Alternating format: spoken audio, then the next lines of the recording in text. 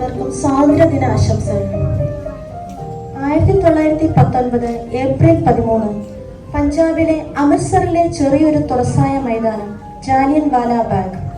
വിശ്രമ ദിനവുമായിരുന്ന ഫൈസാഖി ഉത്സവത്തിൽ ആയിരക്കണക്കിന് പുരുഷന്മാർ, സ്ത്രീകൾ, കുട്ടികൾ അവരുടെ മനസ്സിൽ സ്വാതന്ത്ര്യത്തിന്റെ സ്വപ്നവുമായി ഒരുമിച്ചുകൂടി.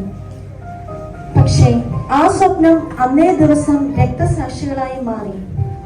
വഴികൾ അടച്ചു, സൈനികർ നിരന്നു. General Dyer മുന്നറിയിപ്പില്ലാതെ fire. 10 മിനിറ്റോളം വെടിയുണ്ടകൾ മഴ പെയ്തു. നിലവിളികൾ മതിലുകളിൽ തട്ടി തിരിച്ചെത്തി. കിണറിലേക്ക് ചാടിയവർക്കും രക്ഷയില്ല. രക്തം ഭൂമിയെ ചുവപ്പിച്ചു. ആ ദിനം ഒരു ജനതയുടെ ഹൃദയം പൊട്ടിയ ദിനം. എന്നാൽ അതേ ദിനം സ്വാതന്ത്ര്യത്തിന്റെ വിത്തും വിതച്ചു. ജാലിയൻ വാല ബാഗ് ഇന്നൊരു സ്മാരകം മാത്രമല്ല, അത് നമ്മെ ഓർമ്മപ്പെടുത്തുന്നു. സ്വാതന്ത്ര്യം നേടി, പക്ഷേ നീതി നേടിയോ? ബ്രിട്ടീഷ് തോക്ക് ഇന്നില്ല, പക്ഷേ അനീതി ഇന്നും നിലനിൽക്കുന്നു.